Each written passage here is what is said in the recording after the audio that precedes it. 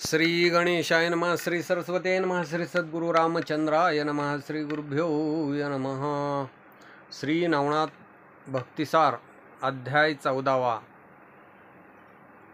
पुंडलिक वरदे हरि विठ्ठल, श्री ज्ञानदेव तुकाराम, पंढरनाथ भगवान की जय, प्रभु रामचंद्र भगवान की जय, पवन सुत हनुमान की जय, उमापति महादेव की जय, 84 सिद्धनाथ महाराज की जय।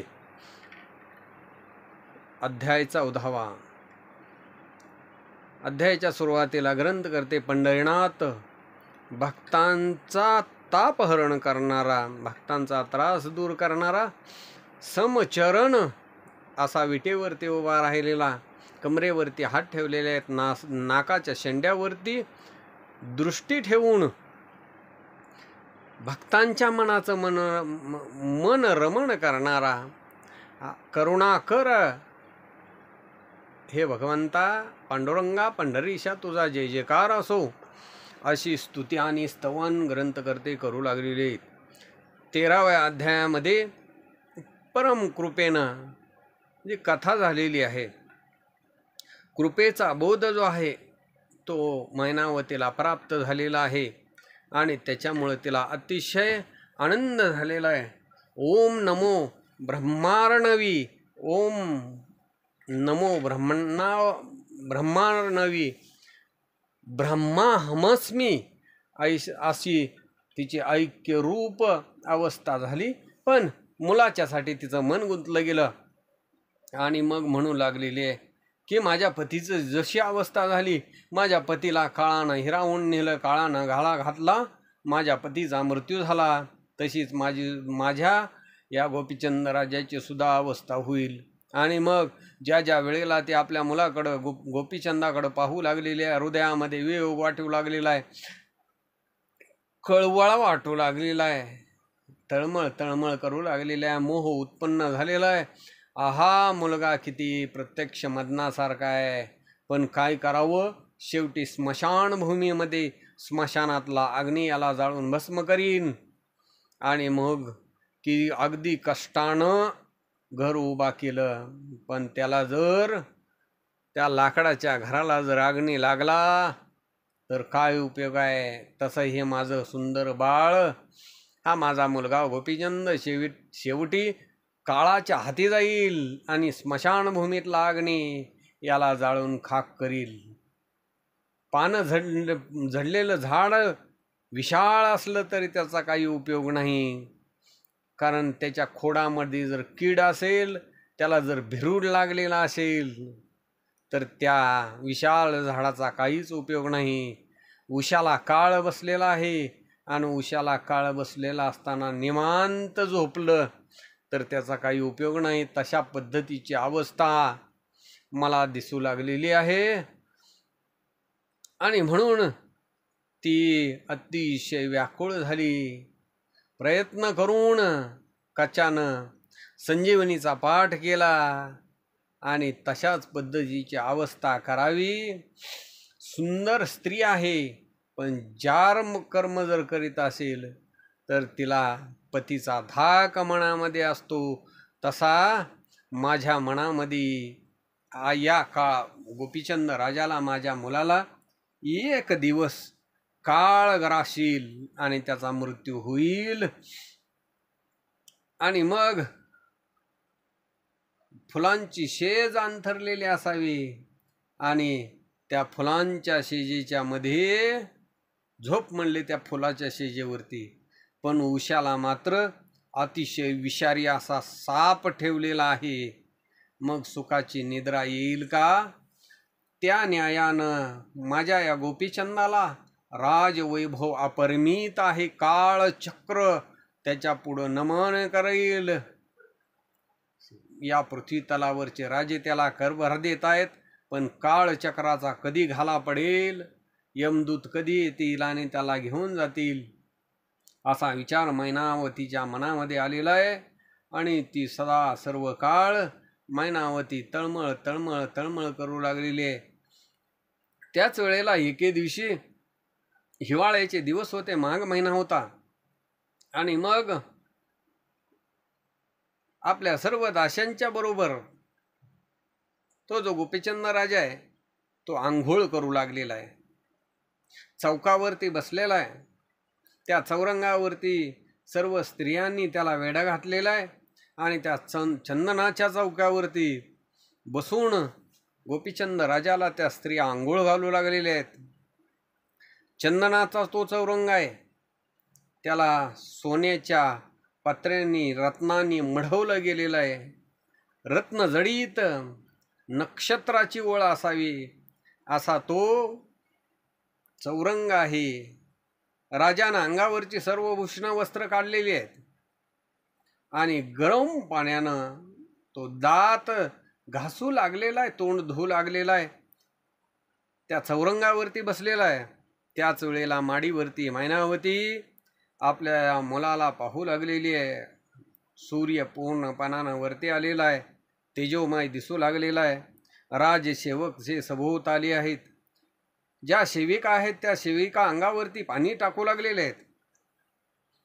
अशा पद्धतीनं त्या गोपीचंद राजाचं स्नान चालू होतं.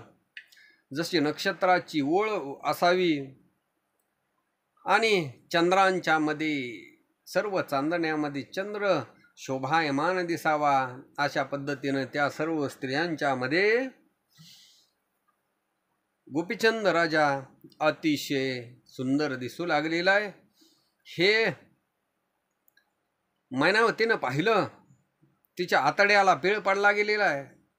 डोळ्यामधून पाणी वाहू लागलेलं आहे. डोळ्यातले थेंब झर झर झर झर खाली पडू लागले.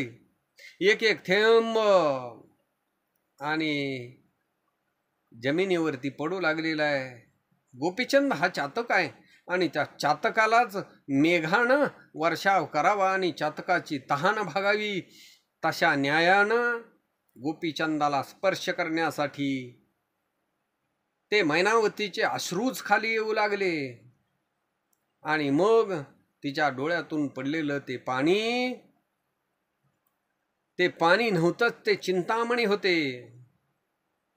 भव दुःख हरण करण्यासाठी चिंताहरक चिंतामणी यावा, संजीवनी मंत्राचा जप व्हावा, संजीवनी अस्त्र प्राप्त व्हावं.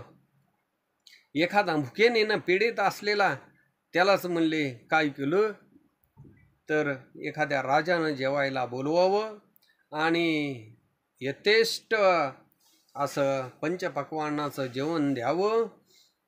काळक्षुद्यानं एखादा पेटलेलं शरीर विकळ झालेलं आणि त्याच वेळेला त्या संधीमध्ये कृपाळू अशी कामधेनू यावी. एखादा दरिद्री आहे आणि त्या दरिद्र्याच्या घरी कुबेर येऊन उभा राहावा आणि त्यांनी अपार असं धन द्यावं.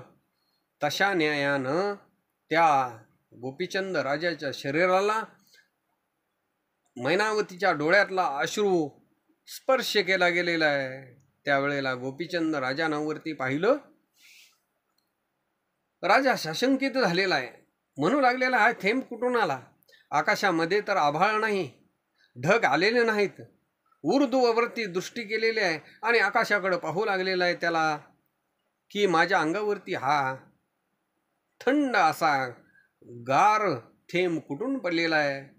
त्यावेळेला त्यानं पाहिलं गेलेलं आहे की आपली आई मैनावती ही माडीवरती बसलेली आहे आणि ती रुदन करू लागलेली आहे, रडू लागलेली आहे, दुःख करू लागलेले आहे. तिच्या डोळ्यातून पाणी येऊ लागलेलं आणि तेच पाण्याचे थेंब माझ्या अंगावरती पडलेले आहेत. दात घासत होता तसाच राजा उठलेला आहे आणि ताबडतोब धावत पळत माडीवरती आईच्या जवळ गेलेला आहे. गेल्यानंतर पायावरती डोकं ठेवलं, दोन्ही हात जोडून पुढे उभा राहिलेला आहे आणि म्हणू लागलेला आहे, हे आई, कोणत्या कारणासाठी तुला दुःख झालेलं आहे?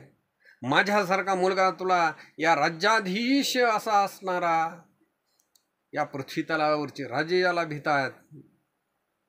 सर्व गुण संपन्न, सर्व ऐश्वर्यवान असा मी राजा असताना तुला दुःखाचा पर्वत कुठून निर्माण झाला?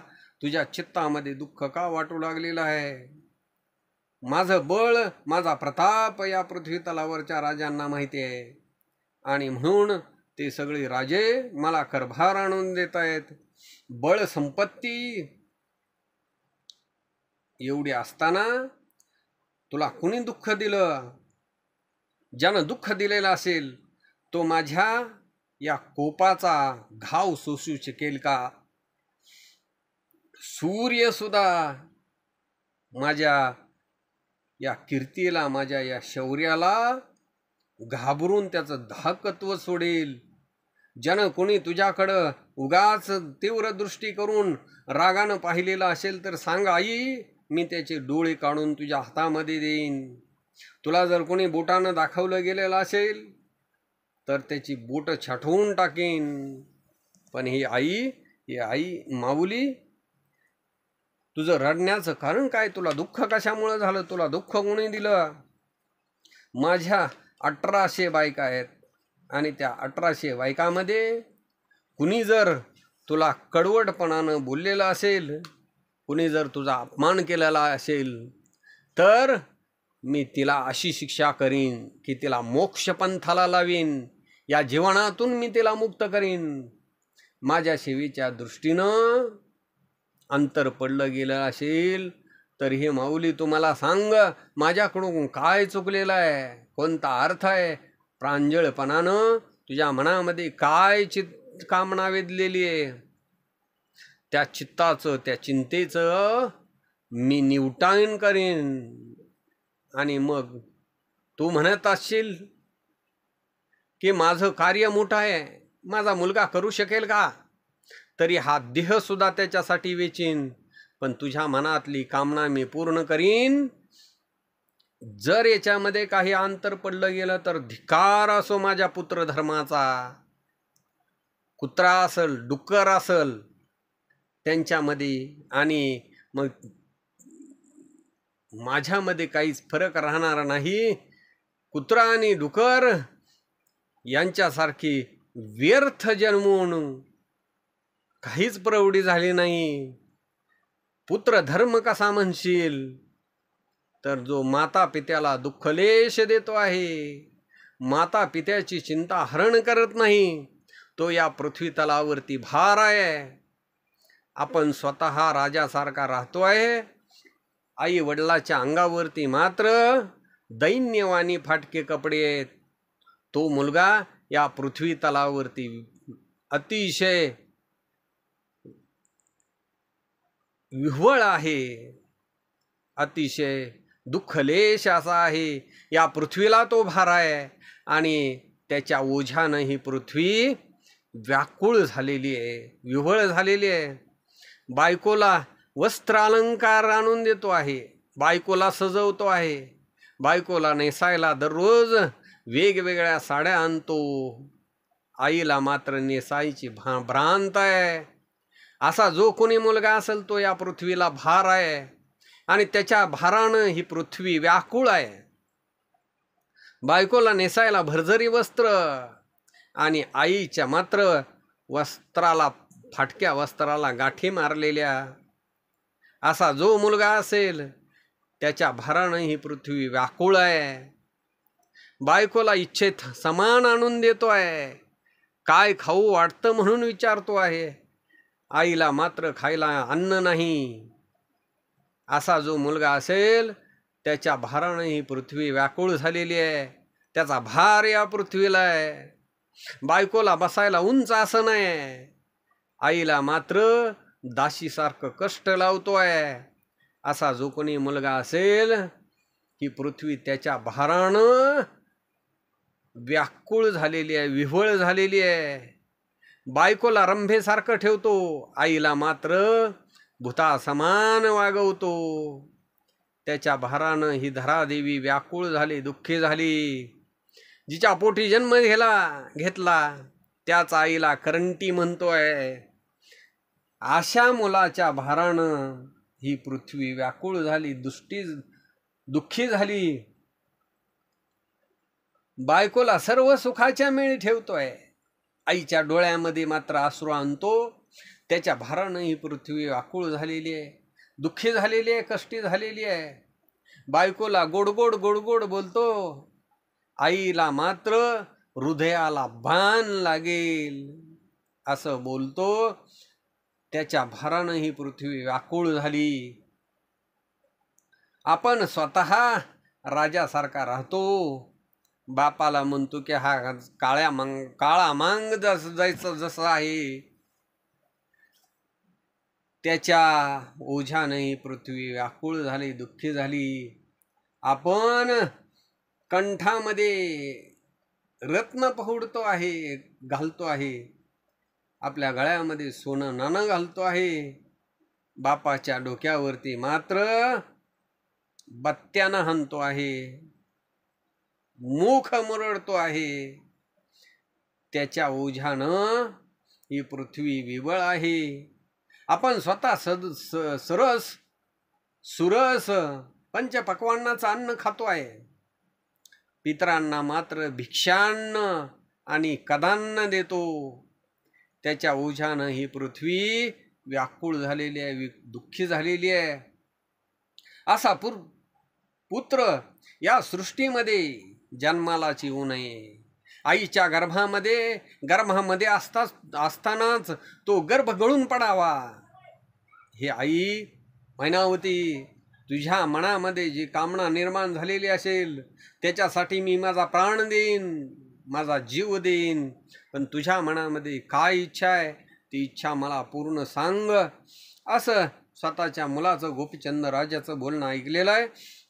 आणि मग मैनावतीला प्रेम सागर उचंबळला गेलेला आहे. ही तर रत्न याच्या हातामध्ये द्यावा असं तिला वाटू लागलं आणि म्हणू लागली, हे गोपीचंदा बाळा ऐक, दिव्य रत्न, त्या दिव्य रत्नाचा सूर्य आज उदय झालेला आहे. जे शत्रू आहेत ते शत्रू सगळे तुला करभार आणून देत आहेत. तुझ्या नावाचं नाव ऐकल्यानंतर त्यांना धडकी भरते आहे. आणि मग परीस माझ्याजवळ असताना दरिद्र माझ्याजवळ कधी येईल का? तू प्रताप सूर्य आहेस आणि म्हणून तुझ्या पायाची धूळ राजे लोक आपल्या कपाळाला लावतात. मग मला दुःख देण्याचं धाडस कोण करील? तू कसा आहेस बाळा? तर आढळ असा सिंह आहेस. आणि मग सिंहाच्या लेकराच्या जवळ कोण जाऊ शकेल का? त्याला दुःख देऊ शकेल का? हे राजा, मी तुझ्या आई आहे, मला गांजायची कुणामध्ये हिंमत आहे? पण माझ्या चित्तामध्ये, माझ्या पोटामध्ये मोहव्यथा निर्माण झालेली आहे आणि त्याच्यामुळं शोक सागर उचंबळला गेला. हे बाळा, तुझं स्वरूप कसं आहे? तर सूर्यासारखं तेजस्वी आहे आणि तेच तुझं स्वरूप मी पाहिलं आणि माझ्या डोळ्यामध्ये अश्रू आले. कशामुळं आले सांगते तुला, ऐक. हे गोपीचंदा, तुझा जो पिता तुझ्यासारखेच, तुझ्या समान होते, तुझ्यासारखं स्वरूप होतं, तुझ्यासारखा प्रताप होता, तुझ्यासारखं ऐश्वर होतं, तुझ्यासारखं वैभव होतं, सूर्यासारखं त्यांचं तेज होतं. पण काळानं त्यांच्यावरती घाला घातला आणि त्यांना गुप्त केलं गेलं. काळानं त्यांना ओढून नेलं आणि म्हणून वडवानळांना वेष्टिलं जावं असं हा मनुष्य देह आहे. तुझी सुद्धा तीच अवस्था होईल. आणि म्हणून शेवटी स्मशानभूमीमध्ये जाऊन हे शरीर भस्म होईल, एका क्षणामध्ये जळून जाईल. वाळलेल्या लाकडासारख्या जी हाडं आहेत ती जळून जातील. आणि म्हणून हे बाळा, माझ्या मनामध्ये भयाची हुडहुडी भरली, माझ्या पोटामध्ये मोह उत्पन्न झाला. तुझं स्वरूप पाहिलं आणि मग मला भीतीचं भरता आलं. हे बाळा, हे गोपीचंदा, हा कृतांत म्हणजे महान असा विकार आहे, धुसधुशीत आहे. जसं एखादं मांजर उंदराला धरण्यासाठी टपलेलं असतं, तशा पद्धतीनं हा काळ घाला घालण्यासाठी टपलेला असतो. जसं वाघ गायीवरती जपलेला असतो, बगळा हा मासा वेचण्यासाठी जपलेला असतो, तशा न्यायानं हा जो काळ आहे, हा काळ तुला ग्रासण्यासाठी टपला गेलेला आहे. आणि म्हणून वाघ असावा, पण तो वाघ जर पिंजऱ्यामध्ये असला तर मग मात्र त्या वाघापासून काहीच भीती नाही. म्हणून विखार जो सर्प आहे त्या सर्पाच्या डंखाचं नांगीमध्ये विष असतं, पण ते विंचवाच्या नांगीमध्ये विष असतं. ती नांगी ठेचल्यानंतर तो जो विंचू आहे तो काहीच करू शकत नाही, त्या विंचाच्या वेदना होत नाहीत. अशा पद्धतीनं हा जो काळ आहे हा कृतांत आहे, याचं हरण करावं आणि मग मात्र या जन्माला आल्याचं सार्थक होईल. आणि म्हणून आपल्या आपण हे हित करावं, आपली आपण करा सोडवून सारासार नरदेहामध्ये श्री रघुनाथांनी वश्य केलं. आणि म्हणून बिभीषण हा चिरंजीवी झाला. नारद मुनी वैष्णव आणि त्याच विष्णू भगवंतानी नरवेश धारण केला आणि वरदान देऊन वाल्मिक ऋषींना अमर केलं. त्याच नारदांनी कृपेच्या योगे करून श्री व्यास त्यांना ब्रह्मपरायण अवस्था प्राप्त झाली. असं ब्रह्मत्व प्राप्त झाल्याच्या नंतर कृष्ण याज्ञवल्की ही तरुण गेली. असा प्रकाश संप्रदाय आहे आणि तेच पुरुष सगळे ब्रह्मपरायण झाले, ब्रह्म सनातन झाले. हे बाळा, तू माझा बाळ आहेस, माझा मुलगा आहेस, या जगामध्ये तू सुद्धा चिरंजीवी व्हावा असा बोध मैनावती करू लागलेली आहे. आणि मैनावतीनं असा बोध करून श्रोते विचारतील की बाबा हे जे संप्रदाय आहेत, हे संप्रदाय कोणकोणते आहेत ते सांगा, असा प्रश्न कवींनी पाहिला. आणि मग संप्रदाय पूर्ण रामानुजापासून योगिया संत झाले, त्यांच्या योगिया संतापासून मुकुंदराजा झाले, मुकुंदराजापासून जैतपाल भोज झाले, जैतपालापासून धर्मानुज झाले आणि धर्मानुजापासून बोधल्यादिक झाले. याच्यानंतर दुसरा संप्रदाय बोध प्रवाहामध्ये पार्वती मातेने महादेवांना विचारलं, तो चैतन्य संप्रदाय निर्माण झाला. त्याच्यामध्ये कबीर नामानं बोध केला गेला. दुसरा राघव चैतन्य स्वामी आणि राघवाचा ब्रह्मचैतन्य नेमी, त्या ब्रह्मचैतन्यांचा केशव चैतन्य, केशवाचा बाबा चैतन्य, श्री तुकाराम त्यांचा धन्य धन्य चैतन्य संप्रदाय उत्तम मान्य संतांगणामध्ये मिरवला गेला. याच्यानंतर तिसरा संप्रदाय महान श्रेष्ठ स्वरूपमय असा म्हटला गेलेला आहे. त्याच्यामध्ये पहिला बोध ब्रह्मदेवाने केला. विष्णू भगवंतांनी ब्रह्मदेवाला हंसरूपानं बोध केला. त्याच्यानंतर ते ब्रह्मदेवांचं हित झालं.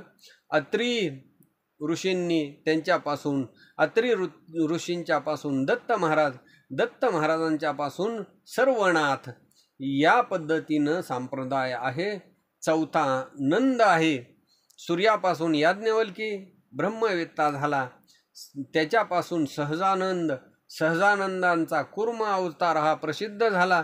कुर्माने ब्रह्मानंदांना उपदेश केला. ब्रह्मानंदांचा योगानंद झाला. योगानंदांच्या पासून चिदानंदांना उपदेश केला. असे जगामध्ये प्रसिद्ध झालेले आहेत. त्याच्यामुळं हे गोपीचंदा तू हित करून घे, अमरपणानं तू या जगतामध्ये वास्तव्य कर. हे माझ्या मनामध्ये आलं म्हणून त्या दुःखामुळंच तुझ्यावरती काळ टपलेला आहे. काळ कधी घालील हे सांगता येत नाही, म्हणूनच माझ्या डोळ्यामध्ये अश्रू आले. याच्यानंतर गोपीचंद राजा बोलू लागलेला आहे, हे माते, हे आई, तू बोलते आहेस ते खरं आहे. जो जन्माला आलेला आहे तो मरणार आहे. काळ हा कधी घालील आणि कधी मृत्यू येईल हे कोणीच काही सांगू शकत नाही. पण या पृथ्वी तलामध्ये आत्ताच्या सांप्रत काळामध्ये असा कोण नाथ आहे की जो मला अमर करू शकेल. माझ्या कानामध्ये अमरपणाची अमरवाणी तिचा उच्चार करील. आणि मला अमर करील. हे त्या मैनावतीनं ऐकलं आणि मग ती बोलू लागलेली आहे की हे गोपीचंदा, आपल्याच गावामध्ये जालिंद्रनाथ आलेले आहेत. स्वरूप संप्रदाय पूर्ण ब्रह्म सनातन काया वाचा मनानं तू त्यांना शरण जा.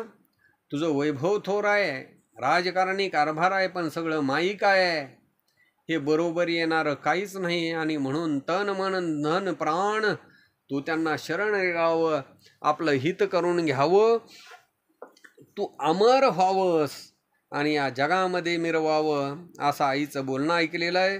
आणि मग गोपीचंद राजा म्हणू लागलेला, आई मी त्यांना शरण जातो, पण त्यांनी त्या योग्यतेला प्राप्त व्हावं. सगळी सुख संपत्ती, राज्य वैभव, मुलं बाळ आप्तवर्ग सगळे सोयरे टाकून योग कसा करावा. 12 वर्ष मला हे सगळं राज्य वैभव भोगू दे, मग मी त्या नाथांना शरण जाईल आणि योग धारण करीन. कशानं तरी म्हणशील तर ब्रह्मांडामध्ये ठसा उमटेल. जसं उत्तानपाद राजाचा ध्रुव नामक बाळानं जसं आढळ असं ध्रुवपद प्राप्त केलं, तशी मी ख्याती करीन. त्यावेळेला आई म्हणू लागलेली, हे बाळा, अरे पळभरी या देहाचा भरोसा नाही, एका क्षणामध्ये जीव निघून जाईल. आणि मग तू 12 वर्षाचं काय घेऊन बसला? 12 वर्ष कुणी पाहिली? चित्त वित्त आणि जीवित्व हे सगळं आशास्वत आहे, क्षणिक आहे, क्षणभंगूर आहे. पाण्यावरचा बुडबुडा कधी विरून जाईल, हे सगळं आशास्वत आहे. वांजेला मुलगा झाला हे कधीच कोणी ऐकलं नाही. आणि हरिणी जी आहे ती पाण्यासाठी मृगजळाच्या पाठीमागं धावली तरी तिची तहान कधी भागली नाही. त्याच्यामुळं सहज ती आशास्वत हे सगळं आहे, स्वप्नप्रत आहे. आणि म्हणून हे काही खरं नाही. त्याच्यामुळं हा सगळा आभास जो आहे हे चराचर आहे. त्याच्यातून कुणी एक रणशूर शाश्वत पदाला मिरवतो आहे. शुक, दत्तात्रेय महाराज, कपिल मुनी, व्यास, वशिष्ठ, प्रल्हादिक भागवत धर्मी असे निवडून चिरंजीव पदाला प्राप्त झाले. नाहीतरी जन्माला आला, प्रपंचाचं ओझ ओढत राहिला, शेवटी यमराजाच्या बंदीखान्यामध्ये गेला आणि मृत्यूला प्राप्त झाला. अशी अवस्था होते. म्हणून हे बाळा तुला सांगते, हे काही शाश्वत नाही. कोणत्या घडीला काळ येईल आणि तुला मृत्यू प्राप्त होईल हे सांगता येत नाही. असा बोध आईनं केलेला आहे. हे सगळं बोध माय लेकरांचं, मैनावतीचं आणि गोपीचंद राजाचं बोलणं. गोपीचंद राजाची बायको लुमावंती हिनं गुप्तपणानं सगळं ऐकलेलं आहे. आणि म्हणू लागली, हाय हाय रे देवा, काय म्हणावं ह्या आईला, पापिनी आहे. मुलाला पुत्र काचनी राज्य सोडून देऊन काखेमध्ये झोळी घेऊन भीक मागायला लावू लागलेली आहे. या आमच्या राज्याला डाकीन आली, म्हणजे विवशी आली. आता हिला काय उपाय करावा. जसं कैकेयीनं रामासारखा पुत्र वनवासाला धाडला, स्वतःच्या भारताराचा स्वतःच्या नवऱ्याचा प्राण घेतला, 4 पुत्र रान लावले. तशा पद्धतीनं आमच्यावरती देव क्षोभला की काय, दुष्ट स्वप्न मी पाहते की काय. मला तर असं वाटू लागलेलं आहे विनाश आता जवळ आलेला आहे. आणि म्हणून तिनं आपल्या महालामध्ये प्रवेशलेली आहे. दुःख करू लागलेले, दुःखावस्था झालेली आहे. आणि म्हणून म्हणू लागलेले, आता देव क्षोभले. दास दासी आपल्या हाती असताना सुद्धा जर आज्ञा पाळत नसतील, अवज्ञा करीत असतील, तर नक्की ओळखावं देवाचा क्षोभ झालेला आहे. सहजपणानं ठेवलेलं एखादं धन, अडका, पैसा ते पुढं कार्याच्या वेळेला आणायला गेला तर ते जर सापडणं गेलं तर नक्की ओळखावं देवाचा क्षोभ झालेला आहे. सभेच्या ठिकाणी सत्य गोष्टी सांगत असताना लोकांना जर त्या खोट्या वाटत असतील, चावटी वाटत असतील, तर नक्की ओळखावं की आपल्यावरती देवाचा क्षोभ झालेला आहे. आपलं धन लोकाच्या वरती आहे. ते मागायला गेल्याच्या नंतर ते म्हणू लागले तुझ्या बापाचं काही देणं आहे आम्हाला. त्यावेळेला ओळखायचं की देवाचा क्षोभ झाला. आपली विद्या ही तीव्र शस्त्र आहे, शत्रूच्या वरती विनाशपात्र आहे. तरी सुद्धा कार्य जर नाही झालं तर देवाचा क्षोभ झाला असं म्हणावं. नसता वाकडं पाऊल पडलं आणि राजाकडून जर दंड झाला तर नसत्या कळी येऊन आपल्यावरती बसल्या. म्हणून त्यावेळेला ओळखावं की देवाचा क्षोभ आपल्यावरती झालेला आहे. आपला शत्रू प्रतापाच्या पुढं आणि मिरवू लागलेला आहे, पण तोच बापुडा असताना सुद्धा त्याला शरण जायची जर पाळी आली तर ओळखावं की आपल्यावरती देवाचा क्षोभ झाला. लोकांच्या वरती उपकार केला, पण ते लोकच आपला जर त्रास मानित असतील, म्हणत असतील की ह्याचं तोंड बी बघू नये, तर मग देवाचा क्षोभ झाला असं जाणावं. नसता आधीमध्ये नसतीच विघ्ने जर घराला येऊ लागली आणि त्याचा परिहार होत नसला तर देवाचा क्षोभ झाला असं म्हणावं. गृहीचा एखादा माणूस घरातला मुठीत असून सुद्धा ग्रहामध्ये भांडण लागत असेल तर ओळखावं की देवाचा क्षोभ झाला. म्हणून हीच नीती उपदेश काय करायला लागली, आई पोराला द्यायला लागली, आता ही काही बरं नाही आणि हा विनाश होईल, राज्य वैभव सगळं निघून जाईल. आणि म्हणून या द्वंद्व सुखाची कहाणी महावडवा नळवणी पेटलेला आहे. राज्य वैभव हे समुद्रासारखं ही भस्म करून टाकेल असा विचार मनामध्ये लोमावंतीने केलेला आहे. स्वतःच्या महालामध्ये गेलेले आहे. इकडं मैनावतीला गोपीचंद राजा उत्तर देऊ लागलेला आहे, म्हणू लागलेला हे आई हे माय, माझ्या सुद्धा मनामध्ये अशीच इच्छा आहे. तेव्हा त्या स्वामीची करणी मी स्वतः पाहीन. मला स्वतः माझं हित ते द्यायला समर्थ आहेत का याचा शोध मी भक्तिमंतानं घेईन. मला सहज दृष्टीला पडल्याच्या नंतर मी हे सगळं राज्य वैभव सोडून तन मन धन त्यांना अर्पण करीन. याच्यामध्ये माझ्या मनामध्ये काही शंका नाही. हे माऊली असं समाधान आईचं केलेलं आहे. आणि गोपीचंद राजा स्नान करण्यासाठी निघून गेला. इकडं अंतपुरामध्ये लोमावंती आपल्या आवडत्या स्त्रिया 5-7 जणींना घेऊन, ज्यांच्या आज्ञेमध्ये गोपीचंद राजा आहे, त्या सगळ्यांना घेऊन बसलेली आहे आणि त्या सर्वांना बोलू लागलेली आहे. हे सर्व सदविवेकी लुमावंती मुख्य पट्टराणी सांगू लागलेली आहे की सोन्याच्या आसनावरती बसा. त्या 5-7 जणींची अतिशय प्रेमानं तिनं पूजा केलेली आहे. पानाचे विडे खायला दिलेले आहेत आणि म्हणू लागलेले हे बायानो विपरीत अशी करणी झालेले. मैनावती राजाची आई आपली सासू, तिच्या मनामध्ये विक्षेप पेटला गेलेला आहे. काय सांगू तुम्हाला, कोण गावचा येडा आला, जालिंदर असं त्याला म्हणतात, त्याचा अनुग्रह देऊन राजाला जोगी करू म्हणतीये, राजाला वैराग्य करू म्हणतीये. आणि म्हणून असं वैर स्वतःची माता आपल्या मुलावरती साधवू लागलेली आहे. आता काहीतरी घटपटीत निश्चय करावा लागेल. राजाला आईचा बोध पटला गेलेला आहे.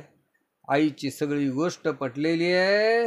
आता काय करावं बाई, हे सगळं राजवैभव नासलं जाईल आणि मग जर खांबच पडला तर घर राहील का.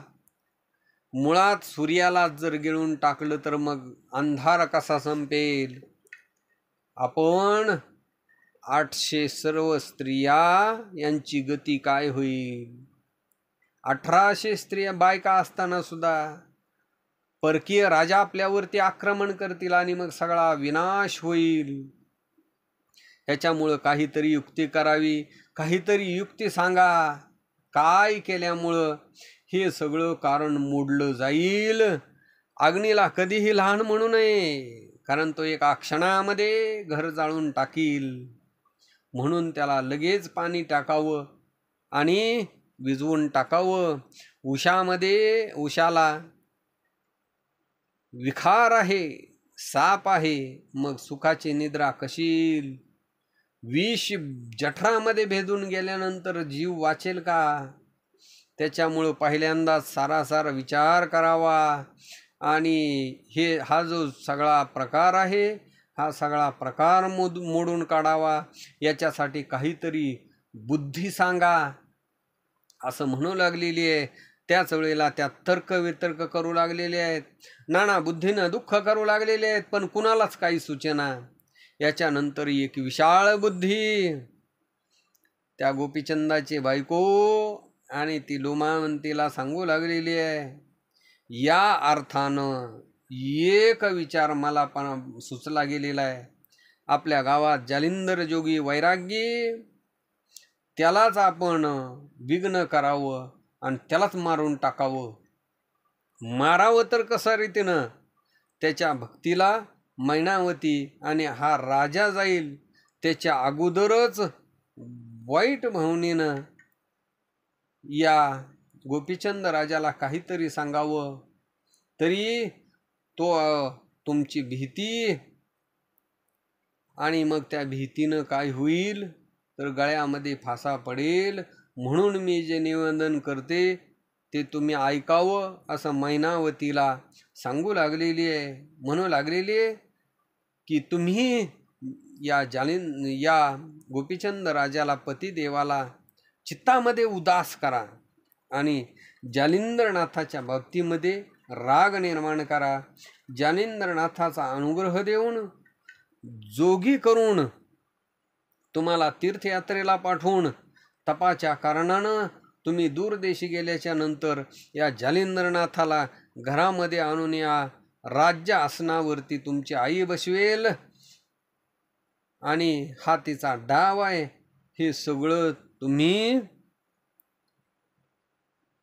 आपल्या पतीला गोपीचंद राजाला सांगा. मग सगळे राजे आणून सहज विधीनं जालिंदरनाथ या सगळ्यांचा राजा होतील. विषय हा अतिशय गोडच म्हणून पुढं करील. शत्रूचा चाड द्वंद्व दुःख होईल असा विचार केला गेलेला आहे. आणि मग त्या सगळ्या तिथून निघून जाऊ लागलेले आहेत. गोपीचंद राजा आलेला आहे. राजकारणामध्ये अपार राग रंग कुशळता असा राजा दिवस लोटून गेला. मग रात्र झालेली आहे, अंधार पडलेला आहे. 3 प्रहर रात्र झालेली आहे. आणि मग हा राजा अंतपुराणामध्ये संचरला गेलेला आहे. आवडती राणी आहे लोमावंती, आणि त्या आवडत्या राणीच्या महालामध्ये प्रवेश केलेला आहे. लगेच लोमावंती राणीनं गोपीचंद राजांना सोन्याच्या आसनावरती बसवलेला आहे. परम भक्तीनं मंचकावरती बसून 16 उपचारानं पूजा केली. प्रेमाच्या डोहामध्ये बुडवून टाकलेला आहे. आणि मग राजा निर्भर झालेला आहे. रतिसुखाचा आदर केला गेलेला आहे. आणि मग रतिसुख प्राप्त झाल्यानंतर ती हत्तीसारखी डुलत चालणारी अतिशय सुंदर अशी लोमावंती हात जोडलेले आहेत आणि राजाला म्हणू लागलेले, हे महाराज प्रतापतरणी, माझ्या कानामध्ये एक गोष्ट आलेली आहे, पण सांगावं म्हणलं तर अंतकरणामध्ये भीती वाटते आहे. जर बोललं नाही तर महान असा अनर्थाचा पर्वत होईल. सांगितलं तर भीती आहे. आणि म्हणून माझं चित्त हे गुंडाळलं गेलेलं आहे. सांगावं तरी दुःख आणि नाही सांगावं तरी अनर्थ होईल. आणि म्हणून माझं चित्त भ्रांतीमध्ये पडलं गेलेलं आहे. तरी सुख शब्दाचा वारा जो आहे तो अवघड दिसू लागलेला आहे. असं राजानं ऐकलं गेलेलं आहे. आणि मग गोपीचंद राजा म्हणू लागलेला आहे, तू तुझ्या मनातली सर्व भीती सोडून दे आणि जे काही असेल ते तू मला सांग. त्यावेळेला लोमावंती म्हणू लागलेली आहे, तुम्ही जर मला वचन द्याल तर मग मात्र माझं भय हे संपलं जाईल. कारण खरं खोटं हे तुम्हीच विचारून पहा, ते सर्व मी तुम्हाला अर्पण करते आहे. असं बोलत असताना राजानं वचन दिलेलं आहे. हातामध्ये हात ठेवला, वचन दिलं की तुला माझ्यापासून काहीही भीती नाही, मी तुझ्यावरती राग व्यक्त करणार नाही, ते सोडून मला तू काय आहे ते सांग. असं सांगितल्यानंतर ते लोमावंती म्हणू लागलेली आहे की एक कुडं तुमच्या आईनं मैनावतीनं रचलं गेलेलं आहे.